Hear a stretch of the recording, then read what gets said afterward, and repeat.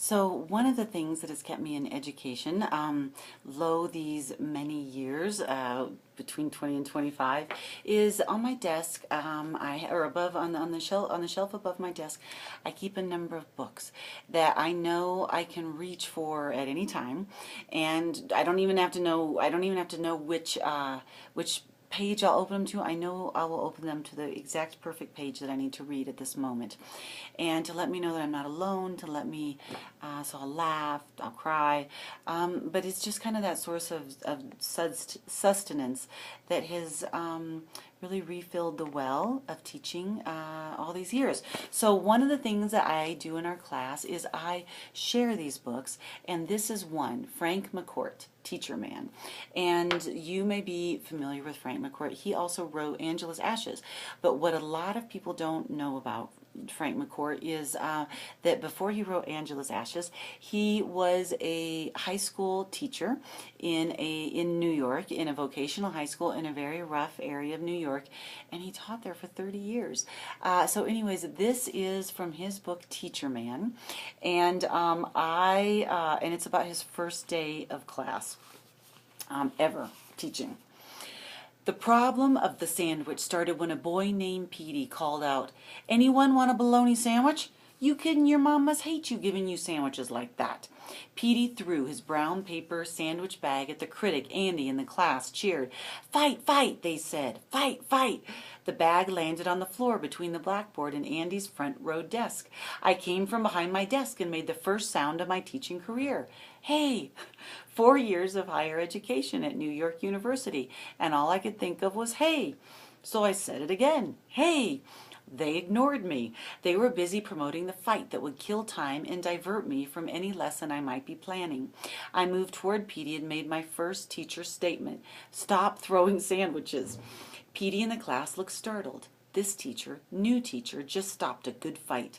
New teachers are supposed to mind their own business or send for the principal or a dean, and everyone knows it's years before they come, which means you can have a really good fight while waiting.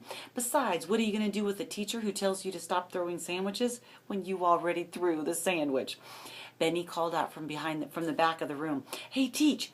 He already threw the sandwich. No use telling him now. Don't throw the sandwich. There's the sandwich on the floor." The class laughed. There's nothing sillier in the world than a teacher telling you don't do it after you already did it. One boy covered his mouth and said, "Stupid." I knew he was referring to me. I wanted to knock him out of his seat. But that would have been the end of my teaching career. Besides, the hand that covered his body was huge and his desk too small for his body. Someone said, "Yo, Benny, you a lawyer, man?" And the class laughed. "Yeah, yeah," they said, and waited for my move. What will this new teacher do? Professors of education at New York University never lectured on how to handle flying sandwich situations. They talked about the theories and philosophies of education. They talked about the necessity of about moral and ethical imperatives, about the necessity of dealing with the whole child, the gestalt, if you don't mind, the child's felt needs, but never about critical moments in the classroom. Should I say, "Hey, Petey, get up here and pick up that sandwich," or else should I pick it up myself and throw it into the wastepaper basket to show my contempt for people who throw sandwiches while millions starve all around the world? They had to recognize I was boss, that I was tough, that I would take none of their crap.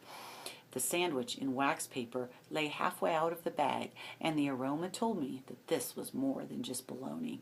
I picked it up and slid it from its wrapping. It was not any ordinary sandwich where meat is slapped between slices of tasteless white American bread. This bread was dark and thick, baked by an Italian mother in Brooklyn, bread firm enough to hold slices of rich bologna, layered with slices of tomato, onions, and peppers drizzled with olive oil, and charged with a tongue-dazzling relish. I ate the sandwich. It was my first act of classroom management. My mouth, clogged with sandwich, attracted the attention of the class. They gawked up at me, 34 boys and girls, average age 16.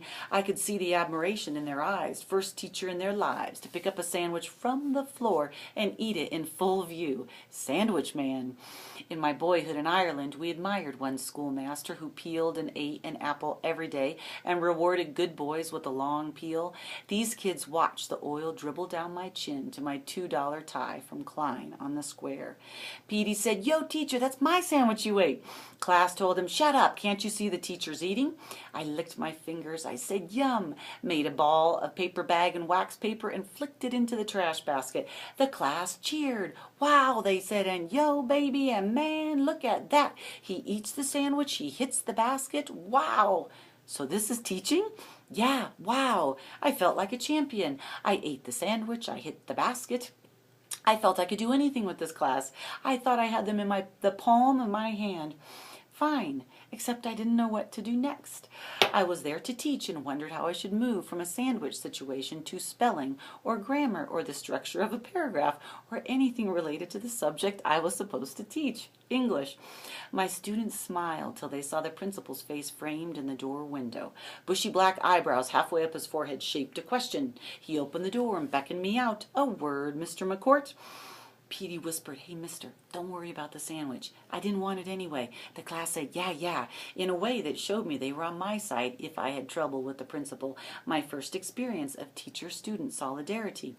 In the classroom, your students might stall and complain, but when a principal or any other outsider appeared, there was immediate unity, a solid front. Out in the hallway, he said, "I'm sure you understand, Mr. McCourt, it isn't seemly to have teachers eating their lunch at 9 a.m. in their classrooms in the presence of these boys and girls. Your first teacher experience, and you choose to begin it by eating a sandwich? Is that proper procedure, young man? It's not our practice here. Gives children the wrong idea. You can see the reasoning, eh?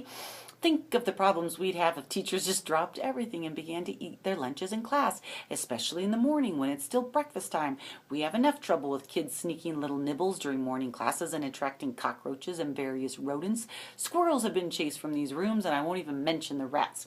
If we're not vigilant, these kids and some teachers, your colleagues, young man, will turn the school into one big cafeteria." I wanted to tell them the truth about the sandwich and how well I handled the situation, but if I did, it might be the end of my teaching job. I wanted to say, "Sir, it was not my lunch. That was a sandwich of a boy who threw it at another boy, and I picked it up because I'm new here and this thing happened in my class, and there was nothing in the courses at college on sandwiches, the throwing and retrieving of.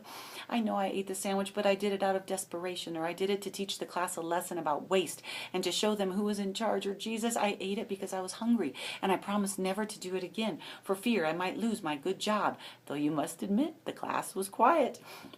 If that's the way to capture the attention of kids in a vocational high school, you ought to send out for a pile of bologna sandwiches for the 4 classes I have yet to meet today.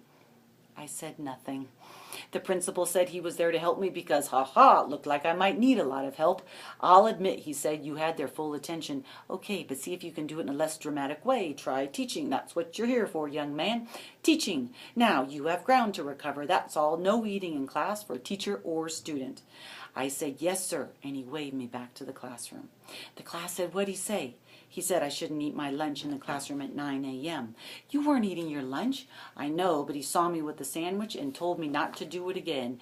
"Man, that is unfair." Petey said, "I'll tell my mom you liked her sandwich. I'll tell her you got in a lot of trouble over her sandwich." "All right, Petey, but don't tell her you threw it away." Nah, she'd kill me. She's from Sicily. They get excited over there in Sicily." "Tell her it was the most delicious sandwich I ever had in my life, Petey." "Okay." Mea culpa. Instead of teaching, I told stories. Anything to keep them quiet and in their seats. They thought I was teaching. I thought I was teaching. I was learning.